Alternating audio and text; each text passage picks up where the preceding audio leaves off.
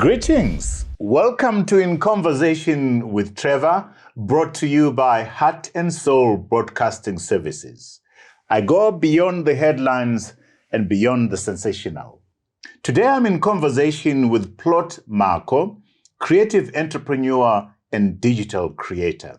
If you enjoy this conversation, remember to subscribe, to like, and share. Let's get down to some work.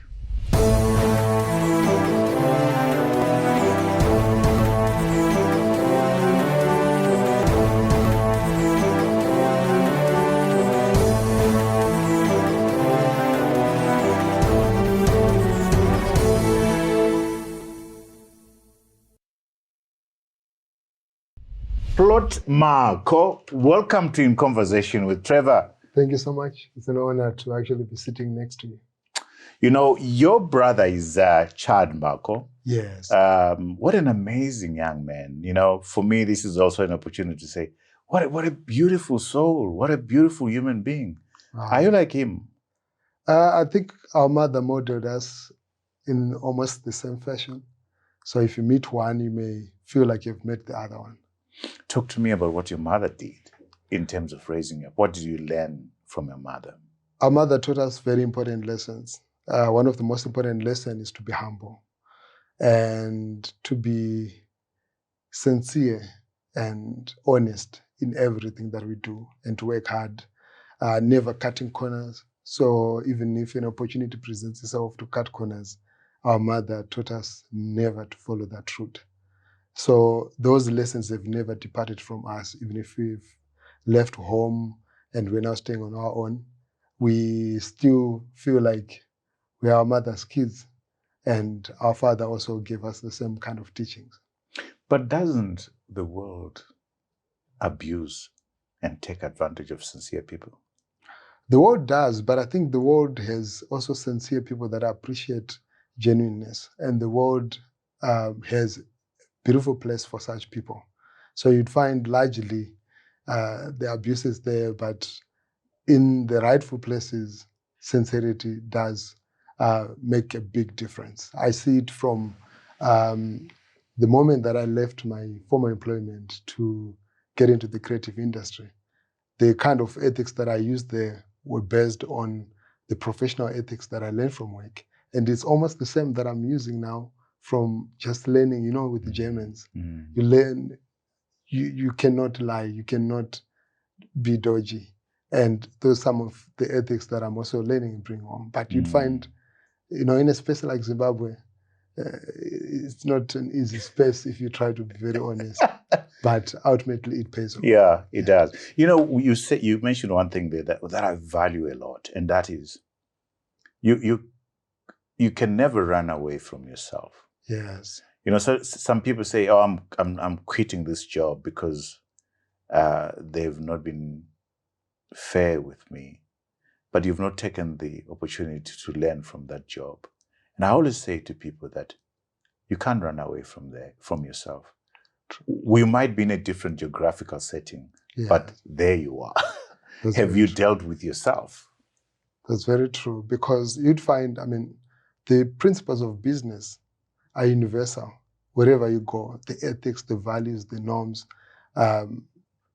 they apply universally. And if you default, if you do things differently, you'd find yourself wanting. Yes. So that's what your mom taught you. Your father is late now. Yes, my father is late. What do you remember from your upbringing on your father's side? Well, his entrepreneurship acumen. We always thought our father was a pharmacist, but he was just a salesman in a pharmacy. But because yes, I remember Chad saying that, yeah? So this guy tricked you, thought he was a pharmacist, but... it was us believing that he was because he was working in a pharmacy. So at school, we would tell our father's a chemist, he's a pharmacist, and how he managed to take care of all of us, because we were many of us, and having so many siblings, and all being able to go to school, and how he managed to set up an enterprise in our village. You know, he had a bottle store, a general dealer, as well as a workshop. And the things that he was doing at that age, if I'm just to look at how old he was, and I look at my generation now, and how easy we want things to be. I'm like, oh. So some of those teachings were really important. I mean, for me, he gave me a chance to connect with the community at a different level, to experience entrepreneurship also during school holidays. We'd go to the village, work in the shop, work in the field, and those experiences, you cannot find them anywhere else. Did you enjoy it whilst you were doing it? Or you looking back now and say, wow, that was awesome? Working in the shop, I enjoyed. Yeah. Because it looked fancy, it felt so good. But working in the field, I detested it. Yeah. But now I've grown to appreciate, because I've seen how my mother raised us, using the proceeds from working on the field. Yes. Are there any mistakes that you saw your dad encountering that have remained with you? I think mainly it's to do with just creating a legacy business-wise, where your children are able to really master what he mastered, and we carry on with that business. If I look at some of the biggest enterprises in the world, they are family businesses. But for us, when our father died, we didn't know what to do with the business, so we just had to rent it out. And over years, we've not been able to actively revive the kind of business that he'd set up for years. So I think those are some of the things that, I mean, for my kids, I would teach them my skills, what I know, so that if they do decide to follow my path, they know that there is a way. I've been wanting to ask you this question since you said that. Why are you based in Dortmund, Germany? So I'm based in Germany, Dortmund, because I moved there with my family. First, what took me to Europe was work. So I was touring, traveling with a lot of artists, creating dance, theater, music productions, Jibilika, Probeatz, and a number of other musicians that I've had a privilege to work with. So we were touring, and then I ended up settling in Germany. And for the past 8 years now, I'm literally based there, but my heart is home. That's why I'm constantly back in Zimbabwe. Let's take a helicopter view of what you do. And I don't know where you get the time to do what you do, but you're going to share how you do it with us. So you were involved with City Boys, would want to go there at some point, with HIFA. Yes. You set up Jibilika, worked with Jah Prayzah, Nutty O and Probeatz. Yes. You set up Kuyenda Productions and Mafue International Festival of Dance. Yes. You set up, you're involved with promoting youth culture and creativity through Skate Zimbabwe, Zim Hip Hop Summit and Zim Dancehall Summit. You are involved in fighting for fair competition for the creative arts through Creative Rights Zimbabwe Trust. Yes. You are the chief editor for EarGround Africa. Yes. You are involved with Amplifier Festival. You founded it in 2022. Have I left anything out? Not really. Some of them are small projects that come in between, but that's the skeleton. Why do you do this stuff? So I just love art. Growing up, music was the soundtrack of my life. So I was surrounded by music. Just a house away from us, our house, lived Emmanuel Vori, who's the general manager at Grammar Records, but then he was the A&R and marketing manager. So he had a disco every weekend. You'd set it up, play music. So he exposed us to so much music. At home, my sisters were listening to a lot of music. My uncles also bring a lot of reggae music. And my brother also, and my late uncle, Ashwet Masanko. You know, these are people that inspired me a lot. And just a stone throw away, there was a sound system crew called New Generation. And they were playing a lot of music. And going to school, I would pass through Simon Chimbetu's house, you know. And I was in the same class with his son. And there was so much music around me, so much art around me. Watching TV, what I would watch on TV, I would imagine. And all of these things made me desire to be in the creative space. And when I got a chance to do so after working for 5 years for Fidelity Printers and Refiners, I decided to set up Jibilika. And Jibilika became the route for everything. So I always wanted to get into the youth culture. I did that. I wanted to get into the media because I had already studied journalism. and finished in 2004, but never got a chance to work as a journalist because there were limited jobs. But, drawing inspiration from institutions like the ones that you set up with AMH, I always desired one day to set up my own media house. 5 years ago, I set up EarGround Media. And it's been interconnected. So at one point I'm doing this, one point I'm doing that. But I feel like it's all one story that revolves around the creative arts, the media, and just the passion to contribute towards Zimbabwe. So you were born in Madziwa, Yes. Shamva. You grew up in Glen View 8.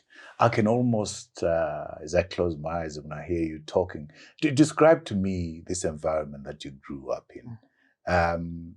Because, I grew up in the townships. I heard lots of music, but it didn't make an impact on me. Yeah. But you are in that space, and that space is shaping you. Were you fully embracing it, or you're looking back now and saying, this is what happened to me? I was fully embracing it. Imagine you're coming every holiday, you're going to the rural areas. And when you get there, there's no electricity much of the time, except at the shop. But you're passing through on the way, just a few kilometers, you pass through the late, great legend's homestead, Oliver Mtukudzi, and you get home, and then you get to work in a bottle store as a youngster. And people there are making requests for different kind of songs. So I would feel that there was a lot of preparation that was being done to my life, to my career, that at some point I didn't really consciously know, but at a later stage, it all came to, in full circle. You're joining the dots. It all makes sense. Yes, because when I worked for HIFA in 1999, the way that it happened then, it's at times I don't believe it, because I had been going to a church at that time that didn't allow me to watch TV. So I'd gone for a year without watching TV, without listening to radio.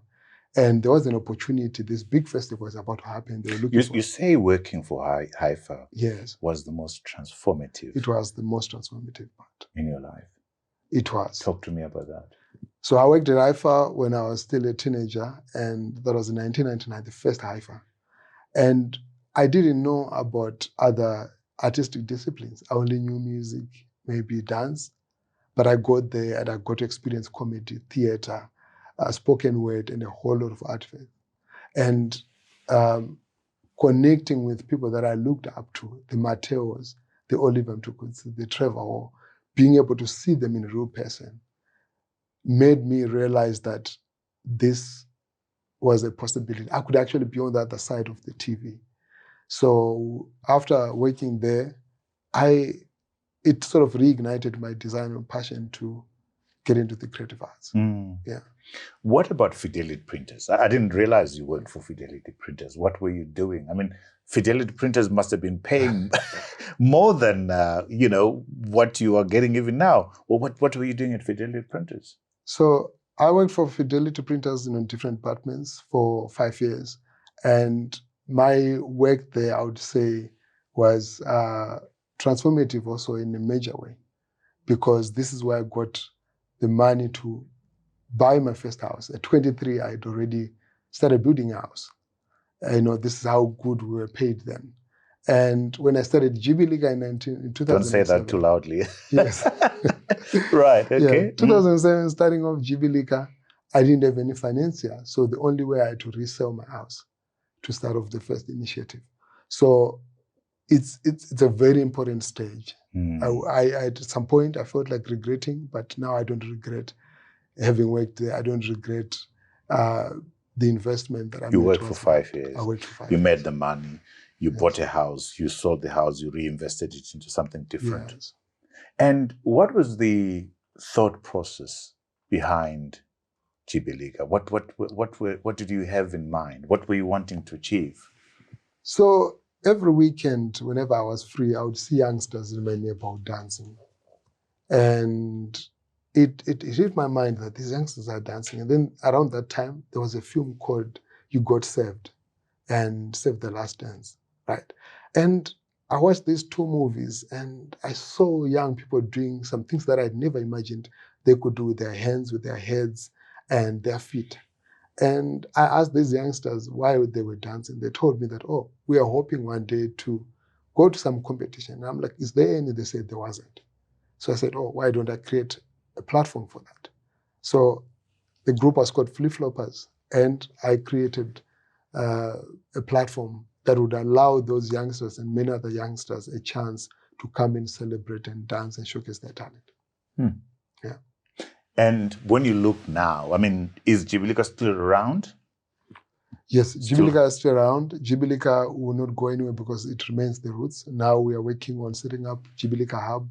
So there's still a lot of work being done. We're creating, in the process of actually creating a TV dance show. So what has just happened is we've looked at what has happened with the digital age and how can Jibilika be relevant.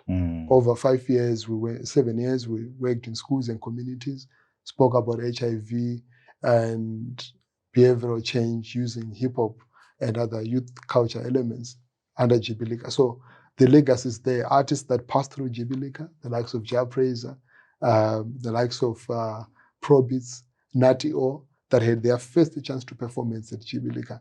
They're still there. They're now global stars. Wow. And so when I look at it, I'm like, Jibilika is still there because I can relate to products and artists that have passed through the work that I've created. We'll take a break here and come back. When we come back, don't go away. We're going to go to the artists that your life has touched, your work has touched. People like Jah Prayzah, Nutty O has set where you're sitting right now. People like Probeatz. So we come back after the break. Please don't go away. Join us after the break. Our biggest letdown as a country is that we are not documenting. We do not have museums. We do not have proper archives. We do not have proper documentation.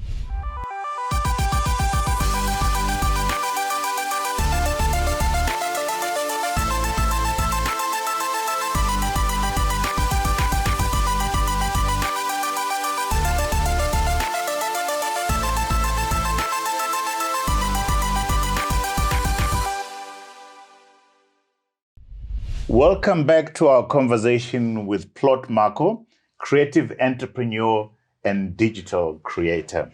When we took the break there, we were going to go to the people that you've touched. But why Dortmund, of all places in the world? So I've lived in several places in Germany. I spent 2 years in Stuttgart, half a year in Munich, 2 years in Flensburg, and now 2.5 years in Dortmund. And in between, I've also been to Berlin. So I've been moving because of work. I also had a 9-to-5 while I was doing these projects in Germany. It's only until February this year that I decided to stop doing my 9-to-5. What was your 9-to-5? So, I mean, I had odd jobs. At first, I worked in a graphic design agency because I'm a graphic designer as well. Mm-hmm. So, and then I worked for one theater company in Flensburg. And then I worked for one gallery, for one youth organization. And then my last 2 jobs, I worked at Amazon. Yeah. Like literally packing stuff. Yeah. And from Amazon, I worked for another logistics company that was distributing clothes from like online shops. And yeah, those are the kind of jobs that I was doing there. You keep yourself. Where do you get the time? What does it require discipline? I mean, this is a hectic, this is like 9 jobs. I think if you're doing something that you love, it doesn't feel like you are working. So what only felt like work was the actual work where I would go to try and get a paycheck. But doing what I love, working on EarGround, working on Jibilika, Mafu, and all of these projects, it never really felt like work because it's stuff that I love, and I've had to learn the skills along the way because much of the training that I got, say, for my media was very basic. At Kosa, we didn't learn much. We didn't even have a camera. There was no typewriter. We learned shorthand, T-line, which I never got to use. So the only thing that I took from there were just the principles of journalism, but the rest is things that I've had to learn along the way. Fascinating. You're compelling me to go to your education, and you say something which a lot of us don't realize, that sometimes we go to school and the education teaches us stuff that we never get to use. That's what you've said about COSA. So which primary schools did you go to? So I went to Glen View Primary School. Yeah. It's a council school. And then from then I went to Glenora 2I, where I did my secondary education. And then I went to Royal College, where I did my A level. And then I worked for TM for 5 months, 6 months. And then I started my journalism program. Why journalism? I wanted to be a storyteller. And that has been... So you deliberately went to COSA because you wanted to be a storyteller? Yes, I wanted to be a storyteller. Even amongst my friends, amongst my peers, I always wanted to be the one with the first story. Why? Yes. Because I felt that the world needed storytellers. There's so much that's happening that the world has not heard, that is not being told. So I wanted to be the person who would be able to tell different stories, to be able to reflect on even our experiences that at times we take for granted because we don't document. Bigger economies are built on a legacy of documentation, be it in terms of academic, in terms of philosophy and so forth. Countries that have done well in the world, they've written good stories, they've done films, they've done music, everything is well packaged and documented. And I felt that our biggest letdown as a country is that we are not documenting. We do not have museums, we do not have proper archives, we do not have proper documentation. So a lot of our history is told in a very convenient way because we feel that it starts with us. So everybody wants to start, everybody wants to tell the story in the way that they want. So that age alone pushed me to say, I want to be one of the people that are documenting life in real time and be able to tell the story. Wow. You know, I asked this question from a very genuine, authentic space because, unlike you, I stumbled into the beauty of storytelling. Interesting. I thought I was going to be an academic, an intellectual, but I failed in being an intellectual, which is maybe why I'm telling stories. And I admire young people like you who are so clear as to, I'm going to COSA because I want to be a storyteller. Are there many people, young people like you, who are so intentionally like you? There are. You know, what I even find more fascinating is that Zimbabwe has so many amazing young people. You know, I was just doing a survey the other day and looking at how many young, intentional, brilliant minds that we have as a country. A reason that, I mean, if you look around that, you'd think we should not be struggling at any point. Looking in my space, creative space, at Amazon, Netflix, Universal Music, Sony. Shall we name them? Do we know the names? Yes, I know some of the names. Let's name the names. Taponeswa Mavunga. She is the head of director Sony Music UK Africa. She's Zimbabwe, right? Munyacha Nensa is there in South Africa. He was at Universal Music. Now he's with Empire, which is one of the biggest labels in Africa. If you look at people like was just thinking of that. James Manyika at Google, AI. at McKinsey, yes. In the forefront of AI, Zimbabwean young men doing amazing things. Mona Lisa Chisango doing amazing things, producing South Africa. Okay. She's producing some of the biggest TV shows on Netflix and also, you know, on Showmax. And if you go to Google, to YouTube, the head of Black content on YouTube is somebody who was raised, he grew up in Zimbabwe, and he speaks highly of Zimbabwe, right? So if you look the world over, you'd find there are Zimbabweans. You watch a movie, you see in the credits, there's a Zimbabwean somewhere. And these Zimbabweans are dying for a chance to contribute back to their motherland. So for me, my heart is singing as you're talking right now, because I agree with you. This show has made me come across some beautiful people, beautiful souls, beautiful human beings who, if our politics was right, would be doing even bigger things.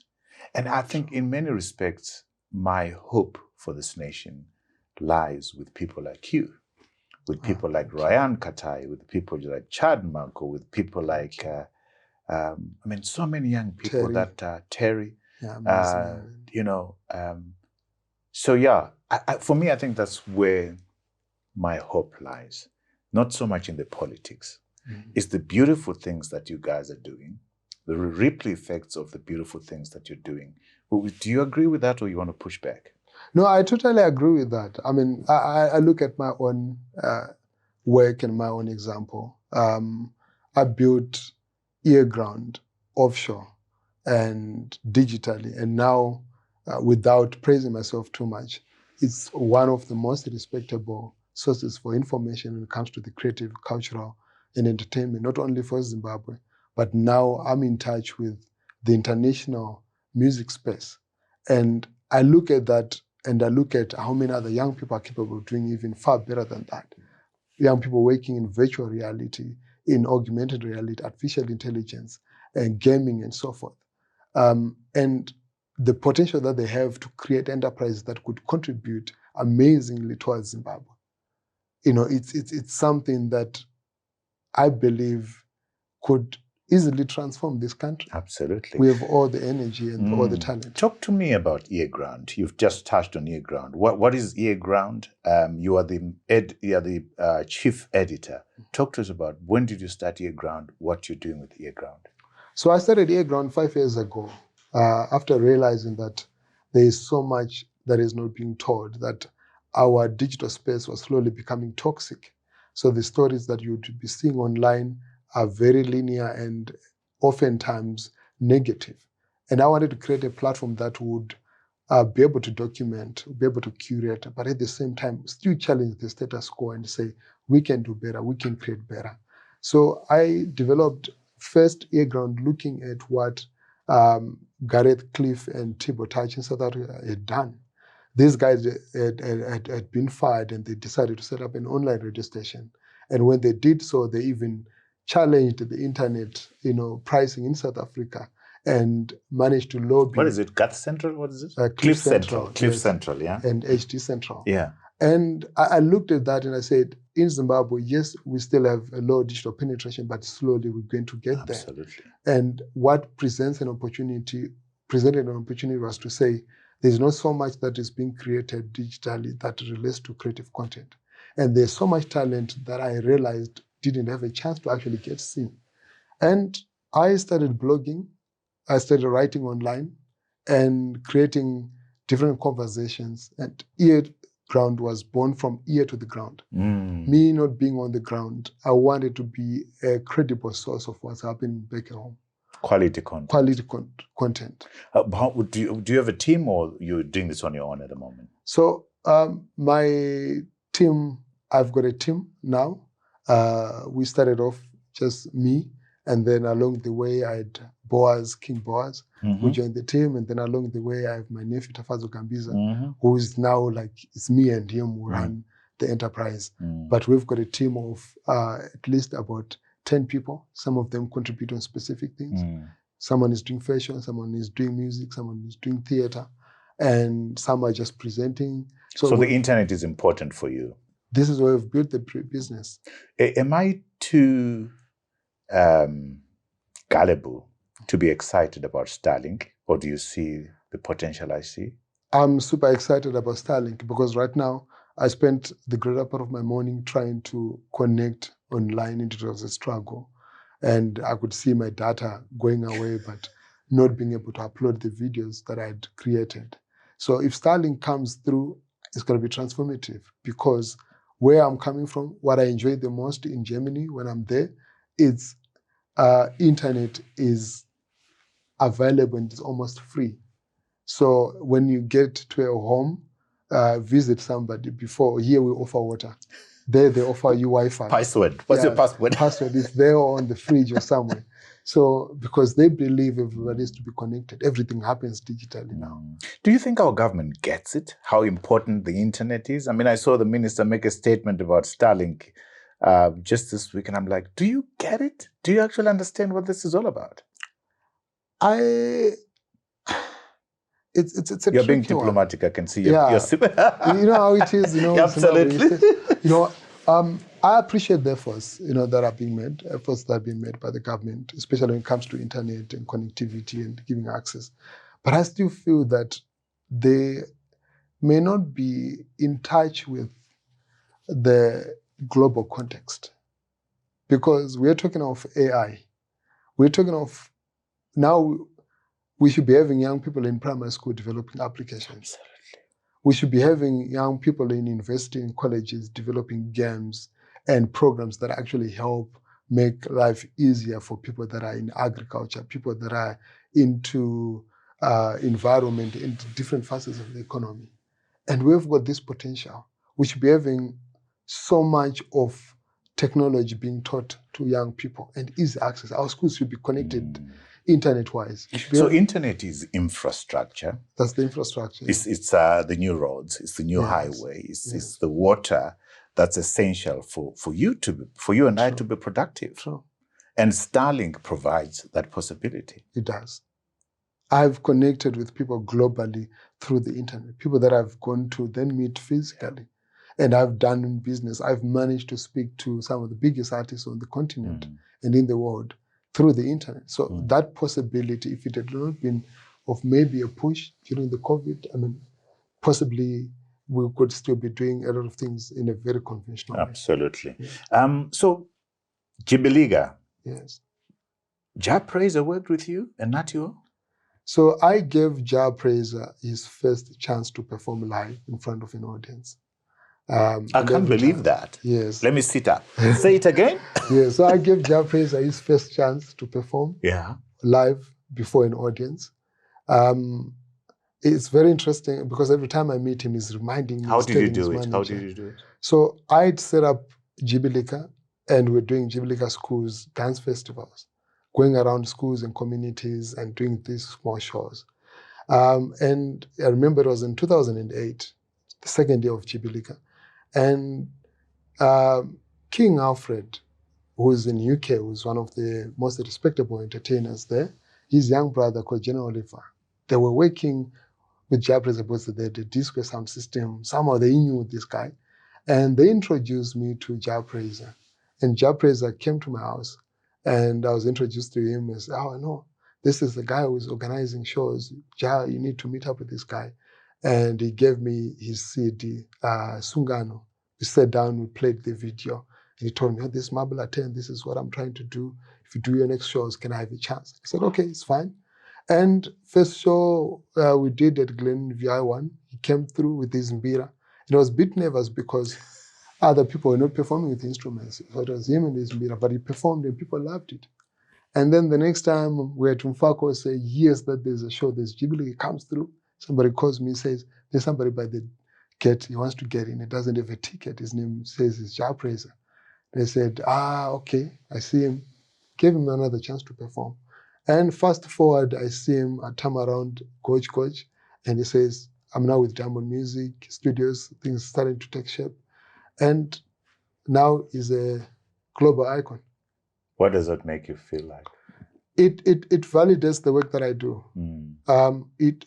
I don't take all the credit for having helped the artist, but just having been part of that journey alone to me says whatever that I'm doing is for a purpose, and I need to continue doing that. And Nutty O again is, like I said, is said there, amazing guy, creative. I mean, I really admired his creative process. He's one of the best, he's one of the finest. I see him going far. His drive, his thought process is amazing. So Nutty O, I got to know him, when he was still a dancer. He was also at Glen View I1 school. And he was coming through with this group called Spartan X. And they tried by all means to keep him out, musically. And to keep him out. Yes, they felt like, he's the weak link. This is what these guys felt. And I saw his determination. So he was coming to my house so often, dancing, and then later on saying, no, I'm not doing music. And over the years, I've watched him grow and become the star that he's become. And I'm happy that behind the scenes, I also, from time to time, contribute. We recently were in Zambia together. We did a tour there, connected with the media there, and he recorded his music there. And there's so much that's loading. Beautiful. Yeah. And Probeatz, I don't know this guy, so Yes. tell me about them. Probeatz is an amazing creative genius, an actor, a dancer, a beatboxer. He produces multiple sounds simultaneously with his mouth. He does what is known as beatboxing. And he grew up in Mfakos. And in 2010, I brought in a beatboxer from South Africa who would become... What is a beatboxer? So it's when you make sounds with the mouth, like cha, cha. You know, I can't do it, but you can produce a whole beat with your lips, your tongue, your throat, your whole body. And Probeatz does that. He's magic, right? He's one of my most loved success stories because I saw him at a time when he didn't know what he was doing. He was beatboxing with a bucket. And he transferred from a school that he was learning to come and learn at a school that was closer to my house so that he could see me. And over the years, we worked together. I got him on his first flight to Europe, first flight to the States, first flight. You know, we traveled together with Probeatz, we toured, and I've seen him mature and become self-sustainable. And now he's one of the artists that I could say lives from his art. Wow. Yeah. We'll take a break. When we come back, I want to ask you what working with these people has done to you, what it has taught you, but also to go deeper into your other amazing projects that you've done. Wow. Jah Prayzah, Nutty O, started with you. I'm correct, eh? Putting it that way.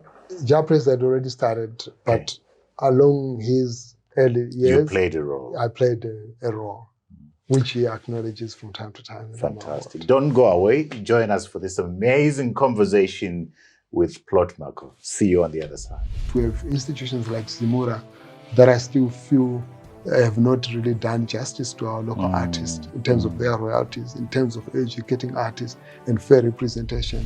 Hello, my name is Trevor Ncube, the host of In Conversation with Trevor.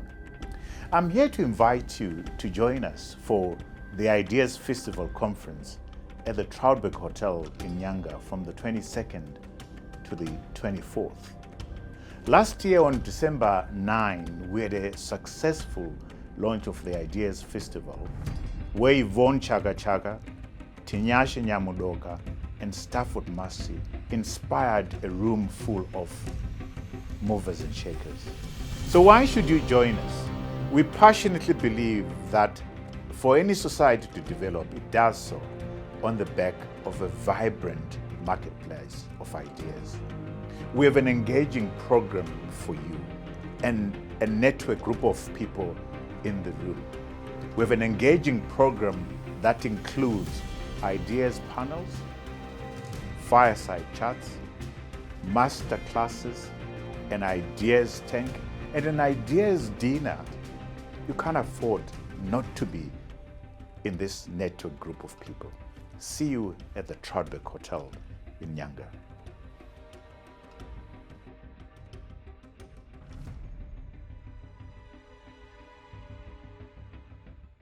Welcome back to our conversation with Plot Mhako, creative entrepreneur and digital creator.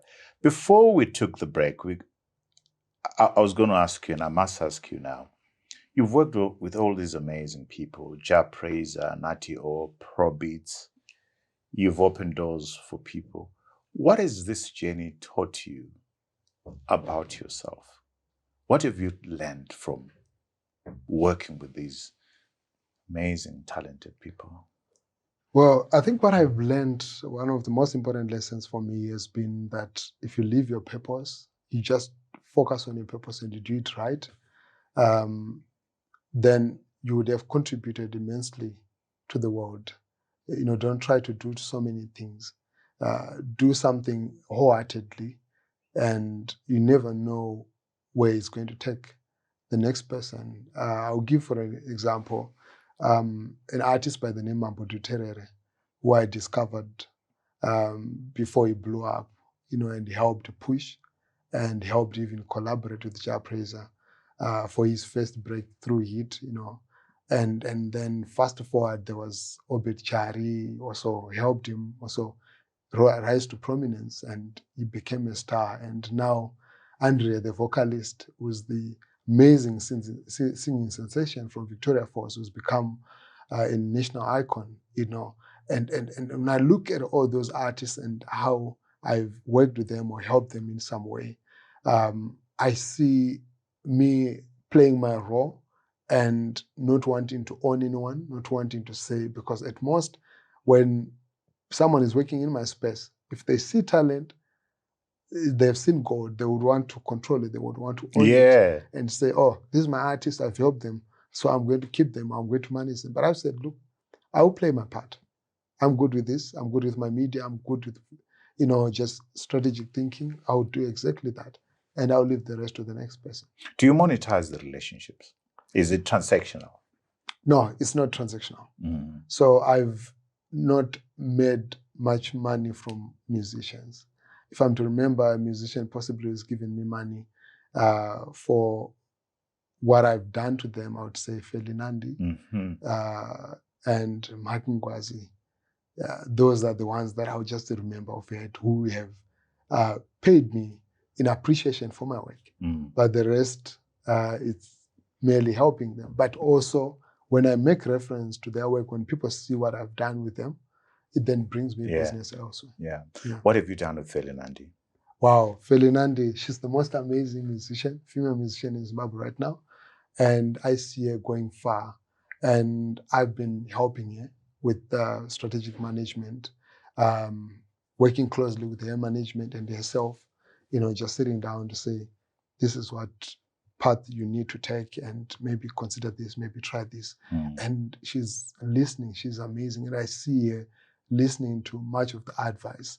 And within the past 2.5 years, she's become, you know, a big star, created a band, and right now she's the most sought after female musician in Zimbabwe. So I see where a bit of my contribution has made an impact in her career. What do you enjoy most about what you do? What I enjoy the most is seeing success stories, making change, creating stories of change, where I would say, you know, we met at this point when you were like this, and after a year or two, you have benefited, you have become this. I believe that if I am in touch with somebody, if they don't benefit from me, somehow, in my space, being in my space, and then possibly I may not be the right person around them. They need to benefit something from me. I need to benefit something from them, but not in a transactional manner, but to say growth. How do I grow? If our conversation does not stimulate growth, does not provoke us to think, you know, better, we may not need to agree in everything, but we need to be able to challenge each other to be better and do things even much better and achieve more. What do you hate about your space? What do you dislike about your space? It's not having much of my personal space. So you'd find my phone, I wake up every day, I have a minimum of 60 new messages. My WhatsApp, my Facebook, my Instagram, my TikTok, there's always tons of messages that are coming through. And what I hate the most is the inability to speak to everybody, because I would want to respond to everybody. I value everyone who's reaching out to me. I feel that they're taking their time to reach out to me. Absolutely. I need to communicate. You need to respond to them. Exactly. So at times, not being able to do that frustrates me, because after a month or two, and then I bump into someone and they say, hey, I spoke to you 5 years ago or whatever. Like now, I spoke to one youngster who I think is the most promising pop artist. His name is Prekosh. He reached out to me some 2-3 years ago when he was in China. I responded to him, but I never really followed up on the conversation. And fast forward, Felinandi gets to feature him on a project, and we bump into each other. Yeah. We started talking. He's like, no, I know you. I've been wanting to get into your space for a long time. He shows me messages, and I'm like, oh, I'm so sorry. You know, I was just overwhelmed. Yeah. Meaning you're busy. I get busy. Yeah. We had Mono Mukundu here, and you know Mono. And Yes. Mono, we should play the video of Mono's complaining. Music in Zimbabwe, being a musician in Zimbabwe carries a lot of stigma. Even up to today, we are so disrespected as musicians. I remember last time I spoke to Mai Manatsa, the wife to the late Six Manatsa. She's also late. And I've got the clip on video. I posted it on YouTube. She was saying musicians in Zimbabwe are so disrespected, and I don't know whether we are going to be respected when we die in heaven or something, because we are so disrespected. So even growing up myself, I've grown to be very sensitive to disrespect because of that, because I love my profession. So there's a lot of stigma. And, when we started my guitar, I remember I said my father was very much against the idea of me getting into the music industry, because everybody was,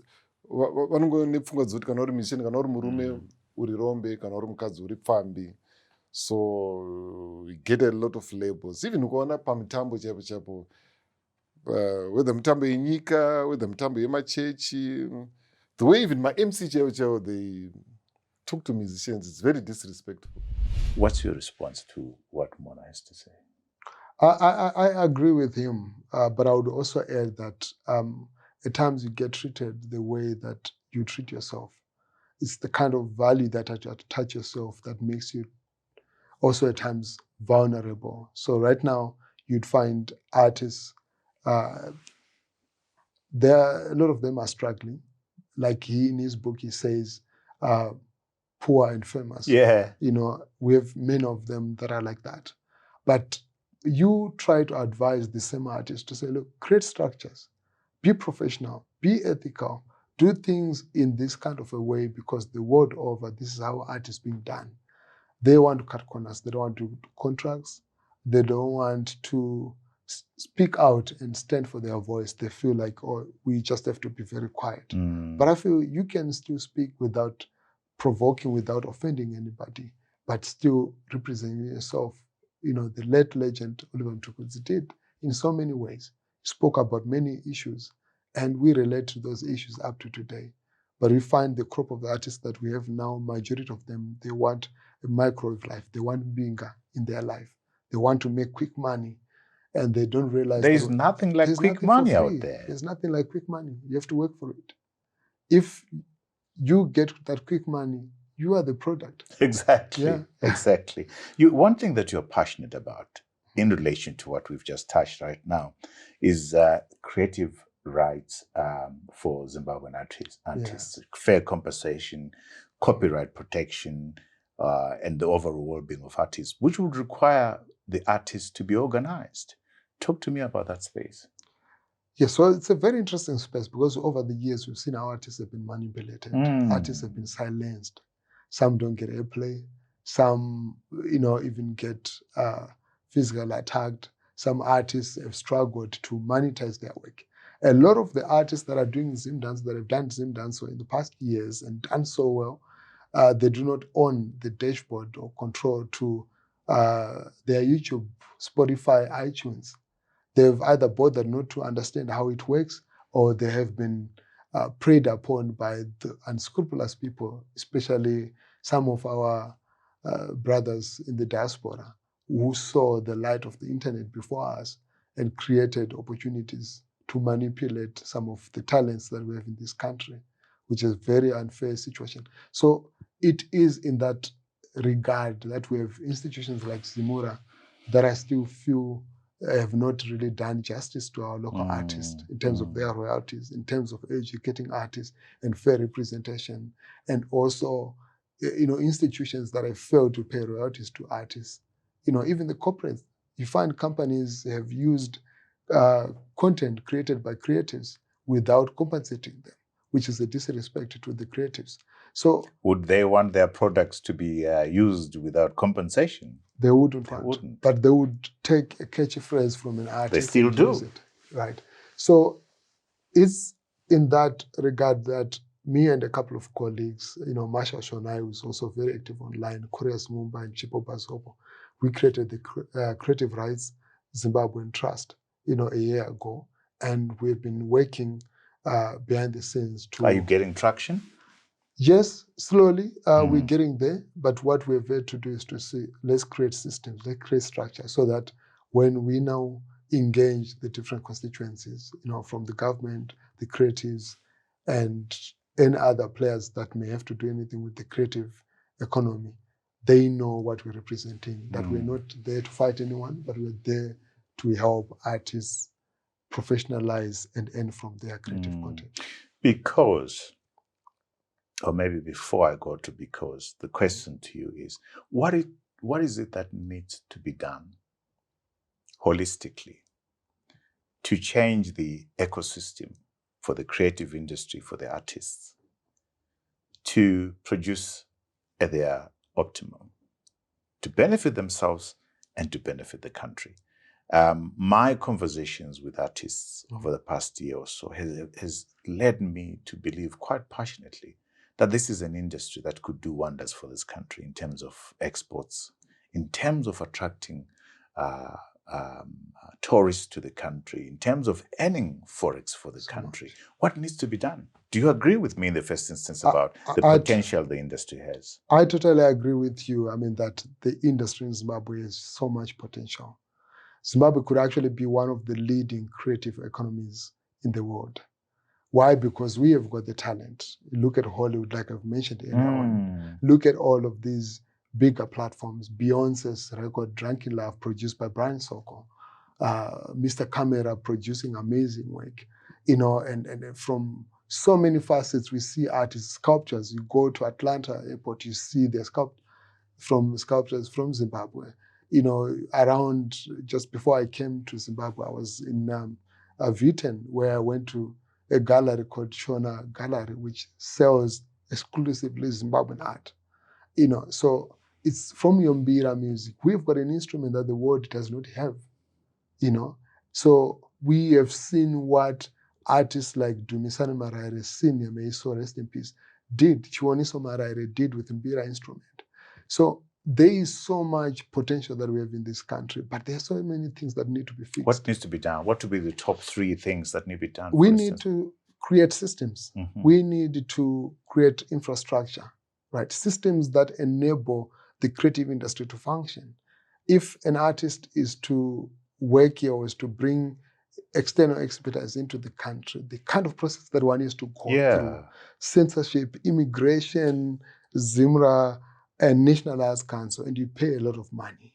Why do we put a lot of red tape on ourselves when we still want to improve and learn, right? And do we have institutions or infrastructure that has been built specifically for the development of theater, of dance, of music?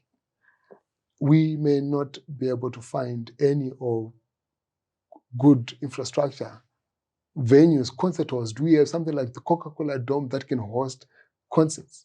Now our events are being done in sports grounds. So some of these things are a bit problematic. In the 90s, we had many films being made, but today we do not have good quality and yet films. we have a Ministry of Arts, Sports and Culture that ought to be focusing on building that infrastructure and building an enabling environment for people like you and other artists to flourish. They have a big challenge, and I'm happy that now Mr. Nicholas Moy is now the permanent secretary in the ministry, because I've seen his efforts with the music strategy, with the film strategy, when he was the director of the National Arts Council. I think now that he has more muscle as the permanent secretary in the ministry, we may see some transformation. Because look at it this way, why is it our arts and culture in Zimbabwe are mainly funded by embassies, non-governmental organizations, and less support is coming from the corporate and the government? A festival like HIFA, which had put Zimbabwe on the global map, could collapse, and it didn't provoke the government or the stakeholders to act. Why do you think that happened? I think HIFA, this is my own take, and I appreciate HIFA. I think HIFA collapsed mainly because they were getting support for years, but they didn't build any infrastructure. Okay. So they had to hire out everything that they were using, from even sound, the technical equipment, the venues and everything. But I feel that at some point, HIFA could have made enough money to actually set up an institution. Yes, if my institution is getting money 5-10 years and I don't become self-sustainable, and then there's a challenge. There's a problem there. Yes. So I think also then there was not so much support from the government towards us. We need to see funding going towards our film. We've seen what Joe Njagu, Malaika Mshandu have been doing when it comes to film. They're winning awards. We should not wait until they win awards where they are celebrated out there. This is what we have done in Zimbabwe. We celebrate people only when they are celebrated outside of Zimbabwe. Always. Yes, always. But we have to recognize this talent and nurture it at home so that we don't wait until the world says these are good for them. Then we sit up and take notice. Yes. Now, a lot of the money, we promote more artists coming from outside of the country into Zimbabwe. We pay more money, 10 times the money. But also the challenge comes to the artists, that we should be having artists like Winky D, like Jah Prayzah, like Nutty O, making it on the international platform so that we do not cry that, oh, our own are not being paid enough. I am wounded by what's happening to Winky D in terms of the way he's being treated. I mean, Winky D again is set on that chair. And I think it's important for us to push back as much as you want, Plot, that artists are creative people. Artists are storytellers. And artists should be given the freedom to express themselves. True. And we should not be threatened by a song. A song is a song. If you don't like it, you don't like it, you don't play it. But to then make pronouncements that result in corporates shunning away Winky D and that kind of stuff. Well, what's your take on that? I think it's tragic. You know, it's unprecedented. Things like that should not be happening in 2023. If you look at the history of Zimbabwe, watch one documentary, Bob Marley documentary that is on Netflix. His management says when the government representatives came to Jamaica to engage Bob Marley to come and perform in Zimbabwe, they said that the music that Bob Marley was making gave them encouragement during the war. It motivated them. It sort of boosted their morale. So if you look at our history in Zimbabwe, music has played a very fundamental role. And Thomas Mapfumo, Oliver Mtukudzi, you name it, artists that have done so well to heal the nation, to create social cohesion, to inspire the nation. But I feel that we cannot be convenient in terms of what kind of music we want. It's a self-defeatist. Absolutely. Because our artists should be able to express at home and express abroad and express without everywhere. fear. Without fear, no favor, right? As long as they're not infringing on the rights of the next, as long as they're not provoking people into anarchy, maybe we would say, right? But if the music speaks on the reality of what's happening in the country, let that music play. Remember when Thomas Mapfumo played the song Corruption. Yes. When was that? In the 80s. In the 80s. I might be wrong. Solomon Skuza, Love and Scandals. If we had set up a society and taken notice to the message in that song, maybe we wouldn't be where we are as far as corruption is concerned. So you're right. We can be convenient. We can be intolerant to the message that's coming from the artists. True. They are telling their lived experience. Am I right?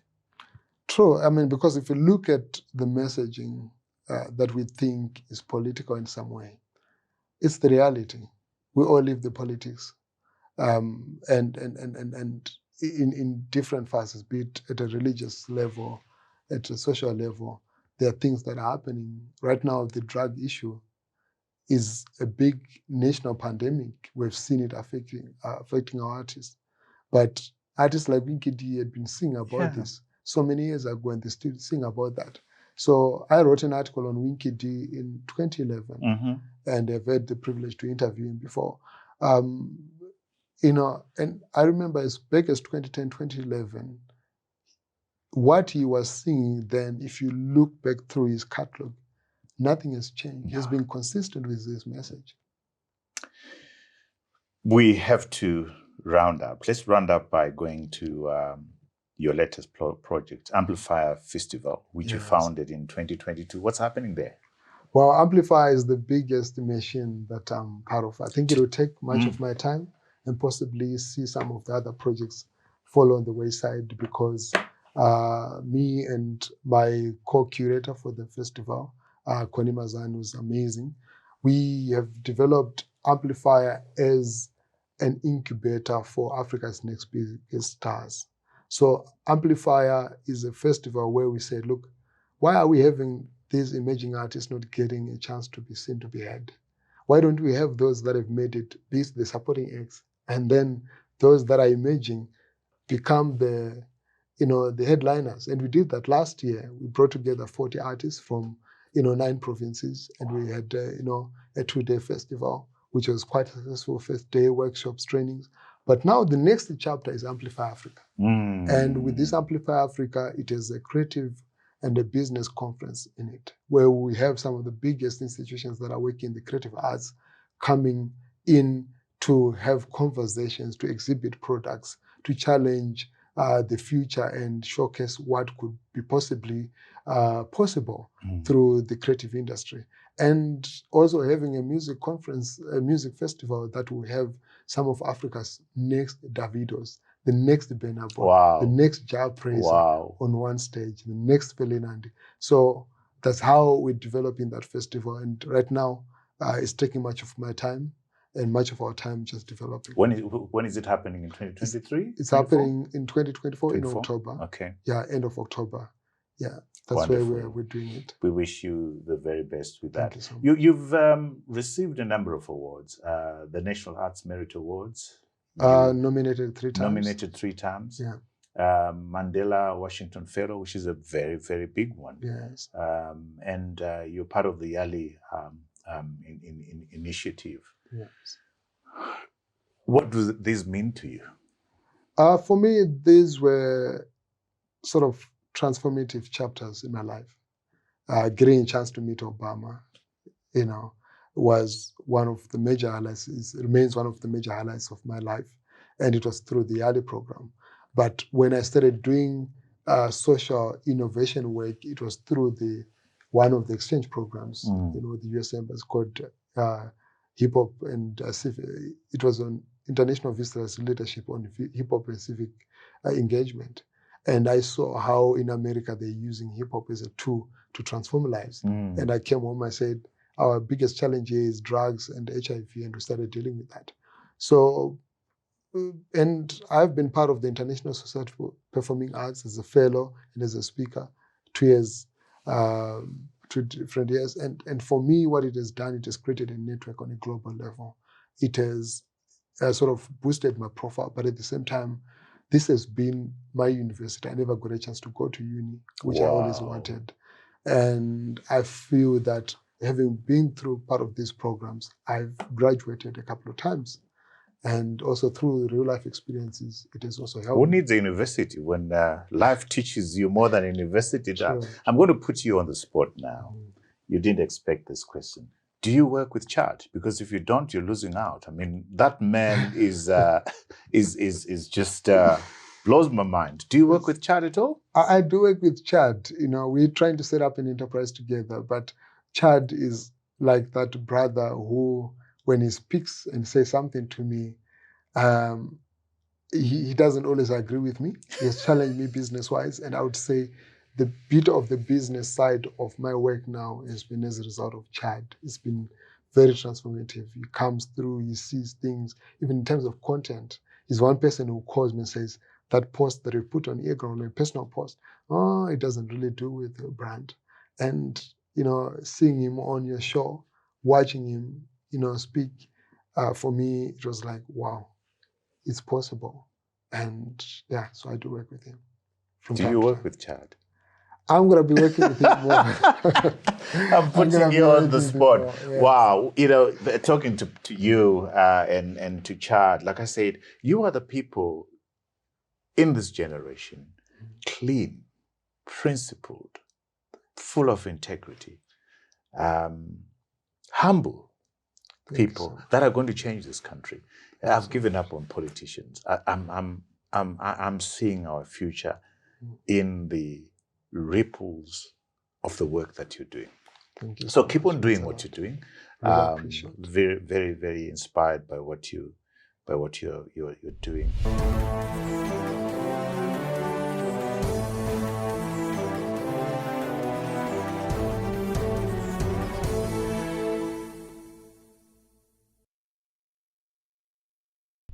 Yes. What 3 books have you read that you'd want to share with our book-loving audience? By the way, we didn't share books with Ted Makoni, and I got a lot of criticism. Apologies out there. We won't do it again. So you're on the spot. How many books can you recommend to us? Wow. I would recommend Rich Dad, Poor Dad, Robert Kiyosaki. This is the book that got me to leave my former employment. Really? Yeah, in 2007. Yes. I read the book and I got it from my boss, actually, Hadon Zwenga, and the next Can I tell thing- you a secret about that book? Yes. I've got it. It's turning yellow. I've not read it. I Wow. can't read it. I don't know why. You need to read it. It's I need to amazing. read it. Yes. Okay. Yeah, I've read a couple of Robert Kiyosaki books, but that one for me was really one of the most powerful books. Why? I think because it gives a very practical approach to enterprise. Okay. And it gives it in a very basic form where you learn certain things that you would ordinarily need to get into a school to learn, but it just gives you very basic, simple examples of, okay, you know what, you can do this, you made a business with magazines, you started distributing this, like very relatable. Interesting. You can bring it home. Interesting. Yeah. Which other book? Second book? Poor and Famous by Mono Mukundu. Really? Yes. Yes. Why? Because, I realized that for the greater part of my years in the creative arts, I'd been poor. But I was building a name. And I was not focusing on the name. And I felt like, oh, okay. I was not focusing on the money. And after reading Mono Mukundu's book, it challenged me to say, wow, you know what? I need to start thinking of how best I can actually create an enterprise from my skills, from my talent. How old are you, by the way? I'm 41. 41. Yes. About time too, hey? It's about time too. And I'm happy that now I'm on that path. Absolutely. It's now starting to happen. Absolutely. And the third book? Prisoners of Jebs by Ken Saro-Wiwa. Mm-hmm. Yes. This is a powerful book that I think somehow reflects on so many of our chapters in Zimbabwe from a political perspective. Prisoners of Jebs. Yes. It's a very powerful read with a lot of satire in it. So when you read it, you don't feel it's not too serious. But at the same time, it speaks on very serious things and very relatable, like so many. And now, I keep reading this book. I got it in the village, from a nephew of mine, and it won it as a prize, and I've read it for years. I lost it, and then I bought it online again. Tell me, you've done so many things. You continue to do lots of things. Yes. When you look at your life, is there something that you've done that you'd want to press the rewind button and redo again? I think I wouldn't really say press the rewind because every experience has been a lesson. I've had too many flops along the way. I've done events that have costed me, where my mom had to chip in and give Rescue away. Exactly. Rescue me in so many ways. If I were to do something different, possibly rewind and take away a bit of that stress that I gave her. But now I'm happy that I look back and say I got my valuable lessons from this experience, that experience. And life spoke to me. What has been your biggest flop? Well, I've done so many major flops. I think the biggest flop was in 2011. And that was also a moment where I almost stopped what I was doing. So I had dance groups that were coming in for Battle of the Year, which was a major competition that we were hosting here, an international one. We were hosting Battle of the Year Africa. And there was problems with clearance of the artists that were coming in. And immigration deported the dance groups that were coming from other countries. And that very same year, I was traveling with a group to France, first time in Europe, and we missed our flight at OR Tambo. And I ended up traveling to France alone without the group. And coming back, there was a lot of bad publicity. So I lost all the fundings that we were getting for all the projects, and my name was soiled. And then it took a lot of work for me to redeem myself. How did you redeem yourself? So I got a chance from the US Embassy. So I remember going for an interview for an IVOP program. And they said, we've got this opportunity, but why do you think we should give you this chance? You have messed up, you have done this and that. And I didn't know that they'd done background check. So I remember speaking to one lady, Gillian Bonadu, whom I respect so much, said to me, why should we give you this opportunity? And I didn't have any chance to even lie.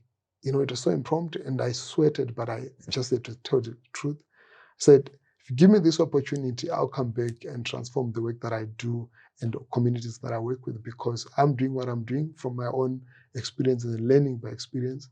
But if I get a bit of training, I think I'll come back and do things differently. And I went to the States, I came back and I did that. Wow. Yes. Wow. What a life. An impactful life, Plot. Thank you so much for coming through. I've really, I learned so much from sitting across amazing young people like you. Keep on doing what you're doing. And we're watching you.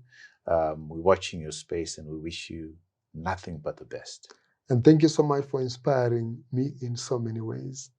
You're one of the people that, if I'm to list 3 people that inspired me to get into the media and do what I'm doing right now, I would have you as one of those 3 people, because of what you've done in the past with AMH, what you did with the Mail and Guardian, and still came back to Zimbabwe. Now you're contributing towards the media space. And now we're in the digital age, and I see Heart and Soul and what it's doing.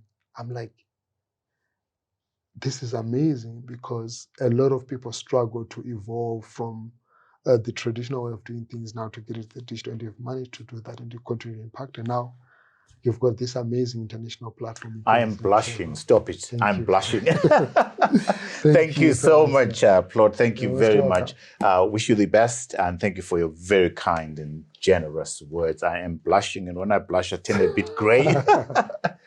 Plot, thank you. Allow me to turn to our viewers. Thank you so much for your support.